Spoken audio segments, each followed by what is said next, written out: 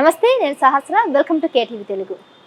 వైసీపీలో ఒక్కొక్కరు బయటికి రావడం జరుగుతుంది. ఎటుపోతుంది వైసీపీ అన్నట్టు కూడా ఇప్పుడు మనం ఆలోచించాల్సిన విషయం. ఎందుకంటే రీసెంట్గా ఉన్న 11 ఎమ్మెల్యేలలో చాలామంది ఆల్రెడీ బయటికి రావడం జరుగుతుంది. ఇప్పుడు మోపిదేవి వెంకటరమణ కానీ, మీద మస్తాన్ రావు కానీ వాళ్ళు కూడా రాజీనామా చేశారు వైసీపీకి. మరో 2 ఎమ్మెల్సీలు కూడా కర్రి పద్మశ్రీ కానీ వీళ్ళంతా కూడా రాజీనామా చేస్తున్నారు. ఎందుకు అసలు ఇలాంటి క్రైసిస్లో వీళ్ళందరూ పార్టీని వీడి ఎందుకు బయటకు వెళ్తున్నారు? దీనికి సంబంధించిన పూర్తి వివరాలన్నీ కూడా తెలుసుకునే ప్రయత్నం చేద్దాం. సో మనతో పాటు ఉన్నారు అనలిస్ట్, అదేవిధంగా జర్నలిస్ట్ అయినటువంటి షణ్ముఖ్. ఆయన అడుగుదాం. నమస్తే అండి. నమస్తే అండి. సో షణ్ముఖ్ గారు చెప్పండి, ఎందుకు అసలు వైఎస్ఆర్సీపీకి ఎంత జరుగుతున్నా కానీ ఆయన ఏం పట్టినట్టున్నాడు జగన్మోహన్ రెడ్డి? పైగా అన్ని ఫారెన్ టూర్లు వేస్తున్నాడు. సో మరి ఆయనకి నాకేంటి, ఎవరు ఎట్టుపోతే నాకేంటి అన్నట్టుగా ఉన్నాడు. ఎందుకు, ఏం జరుగుతుంది అసలు?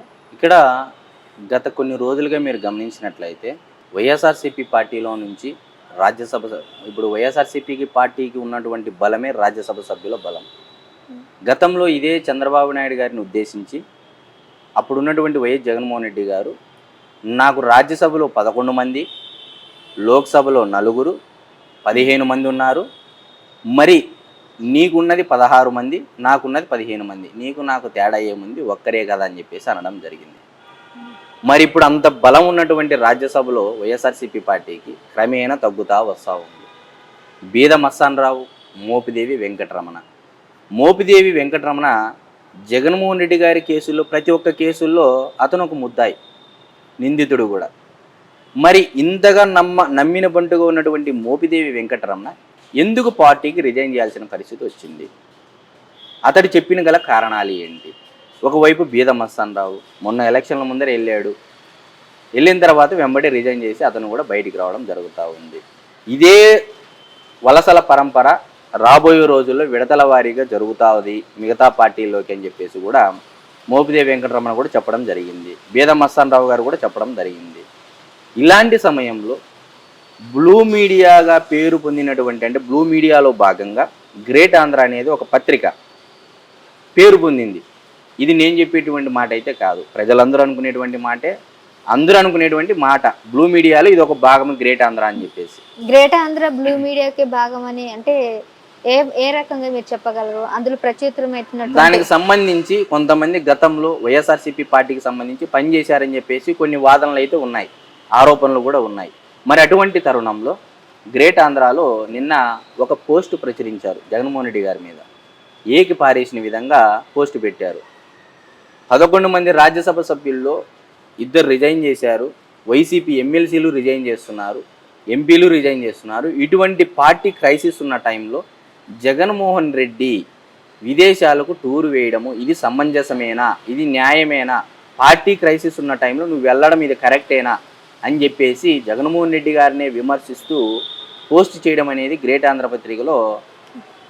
అంటే కొంతమంది ప్రతిపక్ష, అంటే ఆపోజిట్ పార్టీ కూటమి సర్కార్ వాళ్ళు నిశ్చేష్టులై చూస్తున్నారు. ఏంది ఇది నిజమేనా, గ్రేట్ ఆంధ్ర పత్రిక కూడా ఇలా జగన్మోహన్ రెడ్డి గారి మీద రాస్తాదా అని చెప్పేసి కూడా ఒక ఆశ్చర్యపోయి చూసే పరిస్థితి ఈరోజు.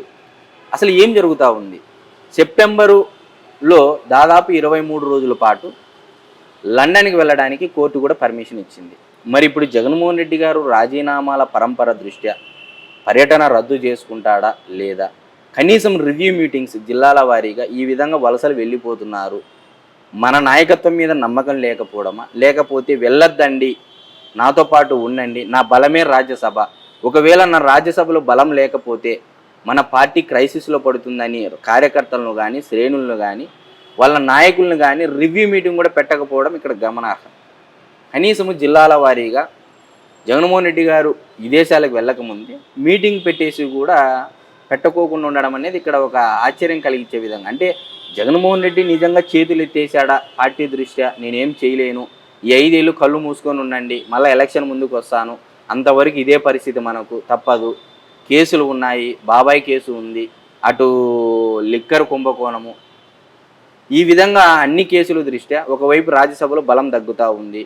ఇంతవరకు వైసీపీ అంటే జగన్మోహన్ రెడ్డి గారి దృష్ట్యా బీజేపీ కేంద్ర అధిష్టానం కూడా, బీజేపీ సర్కారు కూడా కొంత వెనకడుగు వేసిన మాట అయితే వాస్తవం. దేనికి? రాజ్యసభలో బీజేపీకి బలం లేకపోవడం. ఇప్పుడు బీజేపీ వైకాపాలో ఉన్నటువంటి వారు మిగతా పార్టీలోకి వచ్చినప్పుడు వైసీపీతో ఏమవసరం బీజేపీకి? అలాంటప్పుడు చర్యలు తీసుకుంటారు నా మీద, అందుకే నేను ముందుగానే విదేశాలకు వెళ్తున్నాను, వస్తే వస్తాను లేకపోతే లేదన్నట్టుగా ఏమైనా ఒక సంకేతాలు ఇస్తున్నాడా కేడర్కి? అంతవరకు మీరే కాపాడుకోండి పార్టీని. నేను కొంతమందిని ఈ మధ్యకాలంలో కొంతమంది ఇన్ఛార్జీలను కూడా ప్రకటించారు వైఎస్ఆర్సీపీ పార్టీలో. అతి ముఖ్యంగా ఆగమేఘాల మీద ఇన్ఛార్జీలను ప్రకటించేశారు. ఏమున్నా మళ్ళీ ఎలక్షన్ ముందుకు ఒక 2 ఏళ్ళ ముందర నేను వచ్చేస్తాను, అంతవరకు మీరు పార్టీని కాపాడుకునే బాధ్యత, కేడర్ని కాపాడుకునే బాధ్యత మీదే అని చెప్పేసి ఇన్ఛార్జీలకి వదిలేసినట్టు కొంత అంతర్గత సమాచారం అయితే ఉంది. మరి గ్రేట్ ఆంధ్ర పత్రిక ఇంత ఓపెన్గా జగన్మోహన్ రెడ్డి గారి మీద పోస్ట్ చేసిందంటే ఏ స్థాయిలో పార్టీలో అవకతవకలు, నిరుత్సాహము, నైరాశ్యం ఉందనే దానికి ఇదొక ఉదాహరణగా చెప్పవచ్చు. అంటే గ్రేట్ ఆంధ్రకి ముడుపులు అందలేక ఇలా వ్యతిరేకంగా ప్రచురిస్తున్నారని మీరు అనుకుంటున్నారా? నేను అనుకోవడం ఏంటంటే గ్రేట్ ఆంధ్ర ఫస్ట్ టైం జర్నలిజంలో పనిచేసింది, ఉన్నది ఉన్నట్టు నిక్కచ్చిగా చెప్పిందామని చెప్పేసి నేను ఒక రకంగా అనుకుంటున్నా. ఫస్ట్ టైం ఒకసారి, అది కూడా మరి నెక్స్ట్ టైం చెప్తుందో లేదో తెలియదు కానీ, అంటే జగన్మోహన్ రెడ్డి గారి నోటీస్కి వెళ్ళే విధంగా ధైర్యం చేసి పోస్ట్ వేసింది అనేది ఇక్కడ నేను చెప్తా ఉన్నా. అంటే వాళ్ళు నిజాలు నిక్కచ్చిగా చెప్తారనో, లేకపోతే వాళ్ళది ఉన్నది ఉన్నట్టు రాస్తారనో, లేకపోతే వాళ్ళు అన్నీ మాట్లాడేటివన్నీ అబద్ధాలని నేను చెప్పట్లేదు, ఇక్కడ నేను విమర్శించట్లేదు. కానీ బ్లూ మీడియాలో ఒక భాగం, అతి ముఖ్యమైనటువంటి భాగం గ్రేట్ ఆంధ్ర అని చెప్పేసి గతంలో బలంగా వినిపించింది. మరి ఆ వాణిలో భాగంగా గ్రేట్ ఆంధ్ర ఇలాంటి కథనాన్ని ప్రచురించడం అనేది గట్టి సాహసమే అని చెప్పాలి. మరి అటువంటి తరుణంలో జగన్మోహన్ రెడ్డి విదేశ పర్యటన రద్దు చేసుకుంటాడా లేదా అనేది మరి చూడాలి. మరి అంటే నేను గ్రేట్ ఆంధ్రలో నాకు తెలిసి, అంటే జర్నలిస్ట్గా అక్కడ ఉన్న పనిచేసే వాళ్ళంతా కూడా నాకు పరిచయమే. వాళ్ళని అడిగితే మేము ఏ పార్టీకి కొమ్ము కాయట్లేదు, వాస్తవాలను అయితే నిగ్గా తేల్చే పనిలోనే మేము ఉంటాం అన్నట్టు వాళ్ళు చెప్పారు. సో నాకు అనిపించింది వైఎస్ఆర్సీపీకి మీరు కొమ్ము కాస్తున్నారన్న ప్రశ్నకి లేదు, మేము అలా చెయ్యము, కాకపోతే దానికి ఆడియన్స్ ఎక్కువగా ఉన్నారు కాబట్టి అలా చేస్తామే తప్ప మేము ఒక పార్టీకి సపోర్ట్ అయితే చేయమని చెప్పారు. మీరు ఇందాక అన్నట్లు గ్రేట్ ఆంధ్ర వాళ్ళకి డబ్బులు తక్కువ ఉండొచ్చు, లేకపోతే ముడుపులు తక్కువ ఉండొచ్చు, లేకపోతే రెండోది ఏంటంటే తన పాతివ్రత్యాన్ని నిరూపించడం కోసం జర్నలిజంలో కొత్త తరహా పంతాన్ని ఎంచుకున్నారేమో. అంటే రివర్స్ గేరింగ్ మెకానిజం ద్వారా, అంటే జగన్మోహన్ రెడ్డి గారిని విమర్శించినట్లు చేస్తే మన దానికి వ్యూయర్షిప్ పెరిగిద్ది అని ఒక రివర్స్ గేరింగ్ మెకానిజం ద్వారా ఏమైనా ఎత్తులు వేసిండొచ్చు. మేబీ వైఎస్ఆర్సీపీ పార్టీకి అనుకూల మీడియా అని చెప్పేసి అందరికీ తెలిసిన విషయమే, అనుకూల ఛానల్ అని అందరికీ తెలిసిన విషయమే. మరి అందరికీ తెలిసిన తర్వాత వాళ్ళ పత్రికల్లో జరిగేటువంటి విషయాలు మనకు అనవసరము. ఒకవేళ నిజాలు నిక్కచ్చిగా మాట్లాడితే దానికి మనకు వచ్చిన అభ్యంతరం అయితే ఏం లేదు. మీరు అన్నట్టు చూద్దాం. సో ఇక్కడ ఒక పార్టీ కోసం కొమ్ము కాయడం అనేది నిజానికి కొన్ని ఛానల్స్ అయితే ఉన్నాయి, పనిచేస్తున్నాయి, అది ఒప్పుకోవాలి. కానీ ఇప్పుడు గ్రేట్ ఆంధ్ర విషయానికి వస్తే మరి షణ్ముఖ్ చెప్పినట్టు జర్నలిజంలో మేము కూడా కరెక్ట్గానే ఉన్నాము, మాది ఏ పార్టీకి కొమ్ము కాయట్లేదు, వాస్తవాలు చూపించడమే మా ధ్యేయం అన్నట్టుగా మరి ఆ విధంగా పోస్ట్ చేశారు. మరి ఇంకా అది పక్కన పెడితే ఇప్పుడు వైఎస్ఆర్సీపీ ఇంత క్రైసిస్లో ఉన్నా కానీ జగన్మోహన్ రెడ్డి విదేశాల టూర్ అనేది ఎంతవరకు సమంజసం అనేది కూడా మనం ఆలోచించాల్సిన విషయం. చూద్దాం ఈ కేసులో ఇంకా ఏం జరుగుతుంది, ఇంకా ఎంతమంది రాజీనామా చేస్తారు, ఎవరెవరు ఇంకా బయటకు వెళ్తారు అనే అంశాలన్నీ కూడా మళ్ళీ త్వరలోనే తెలుస్తాయి. సో మరో అంశంతో మళ్ళీ కలుస్తూనే ఉంటాను. Keep watching KTV Telugu. నమస్తే. Please subscribe to KTV Telugu. KTV Telugu. KTV